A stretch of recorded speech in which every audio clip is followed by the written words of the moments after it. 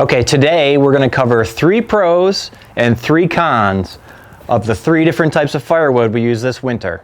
Okay, so we were really busy last year and didn't get enough time to put away enough firewood for the winter, so we explored some other alternatives to get us through this winter. We're about halfway through our heating season so far. It is the end of January, and we thought we would make a video about this to show you our experience. If you're sick of seeing my face and listening to my voice, don't worry, because my wife is actually going to do most of this video. But the 3 types of firewood we tried out this year were these Eco Health Logs, these Sawmill cutoffs, and traditional firewood. Here we have our Eco Heat Firelogs, and this is how they come delivered on a pallet wrapped in plastic right to your doorstep. You really should store them inside, unlike what we've done here. And here we have our Sawmill cutoffs. This is how we received them, on pallets wrapped in plastic, but you can also receive them by truckload. Just depends on who you're getting them from. But one thing to keep in mind is they may not be available in your area. Being new to firewood myself, I'll share my perspective of the pros of each type of firewood that we use this winter. Now, keep in mind, this is not sponsored in any way. We bought each type of firewood with our own money, so our opinions are based on our personal observations, not science. Here we have our Eco Heat Firelogs. Again, we are not sponsored or affiliated with them in any way. We'll actually have a link in the description below if you'd like to check them out for yourself. So one of the first pros we noticed when we started using these is that they're very easy to light.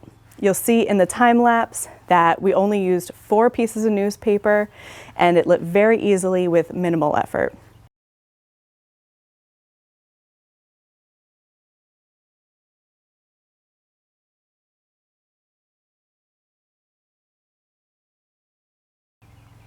They're also environmentally friendly. So these were created from the byproduct of furniture manufacturing.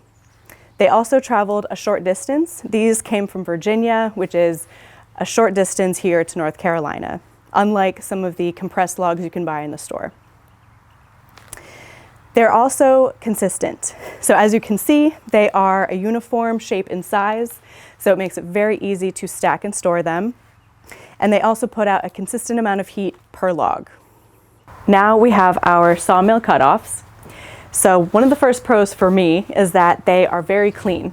As you can see, there's no bark, no dirt, no bugs, which I personally appreciate because the other types of firewood we've been using are quite messy, around the hearth especially.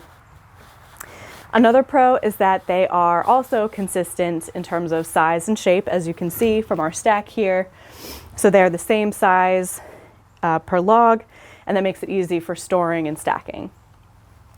The third pro is actually Joe's number 1 pro, but that is that these are made of oak and hickory, which are some of the best hardwood firewood you can get because of their thermal density. So they burn hot for a long period of time. So last we have our traditional firewood. So one of the main pros, I would say, is it is convenient. We personally used Facebook Marketplace and Craigslist to look for firewood, and there were dozens of sellers in our area with seasoned firewood available that same day, so it's very easy to find. Pro number 2 is that you know what you're getting. Traditional firewood is just that, traditional. People have been burning firewood since the dawn of humanity, so you know what to expect, you know what you're getting. And lastly, and my personal favorite, they're aesthetically pleasing. When you're cozied up on the couch with a loved one, this is what you picture burning in your fireplace. You get the authentic firewood experience, the crackling logs, the dancing flames, the whole thing. So they're aesthetically pleasing in your fireplace. All right, now it's time for my bad cop to Liz's good cop. I'm going to give you the 3 cons for each type of firewood that we experienced this year. First, we're going to start with the Eco Logs. So the first one here is that they're messy.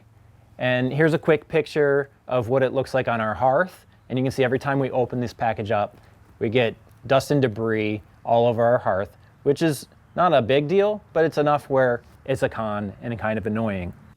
So here's what we mean by it's messy. You can see each package just dumps out quite a bit of sawdust and chips, and so it does make quite a bit of mess on the hearth. Con number 2, they're expensive. Now, on the website, they will talk about, how many BTUs are in the pallet. Again, this isn't science-based. This is just our experience. But the 2 pallets in size are less than a full cord, and it was almost $1,000. So that was really expensive. What you're paying for here is convenience and ease of use and that type of thing. And the last con is that ideally they should be stored inside. That means that you need to have the space in order to be able to put them someplace out of the weather. We don't really have that here, so we've left them on the pallet wrapped in plastic, kept them out of the rain, but they are outside. And you can see the way they're wrapped from the factory. They do have an exposed end, and they're kind of a little bit like a sponge. So they will absorb moisture right from the atmosphere. And when I spoke to the guy that sold these on the phone, he told me that very specifically. They need to be stored inside. All right, here are the 3 cons for our Sawmill cutoffs. The first one is combustion.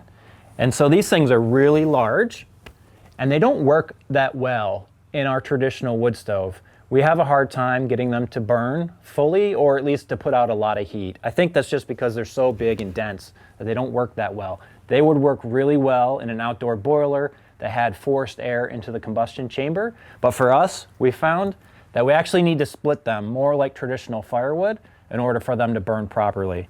Sometimes we will throw one of these big ones on there before we go to bed, and we'll make sure that we have coals in the morning because it just kind of sits there all night long.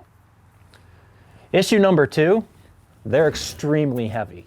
And it depends on which one. This one probably weighs about 30 pounds. I'd say some of them are probably in the 50 to 60 pound range. Even though they're the same size, probably has something to do with moisture and maybe the density of that piece of wood, but they're really heavy. So that does, limit who can pick them up and throw them around or how many you can carry at once. Number 3 is availability. For us, we didn't have any problem with that. There was lots of them out there, but in your area, they might not be available.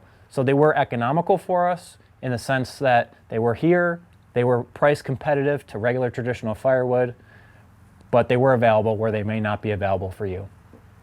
Okay, and now we're on to the 3 cons on traditional firewood. So the first one is that it's really dirty. And this is something we've all experienced. I've been using firewood to heat a house since I was just a little kid, and it makes a real mess. There's the bark, there's the dirt, there's the bugs, it all falls off. You can see just underneath here, under where we store it, it's just a mess here. That same mess translates onto the hearth, wherever you're walking with the firewood. So there's just a big mess with traditional firewood. Con number 2 is consistency. And the issue we have here is that size and shape, not always the same. I mean, look at this piece of firewood right here. It's kind of a semicircle.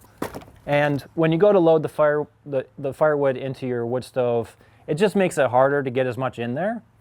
You're also going to have an issue with consistency on shape, size, and the type of firewood that you get. So you might not necessarily get the best hardwoods. You might get things like poplar, which are still technically a hardwood, but aren't going to burn that hot and for very long. And the last one is seasoning.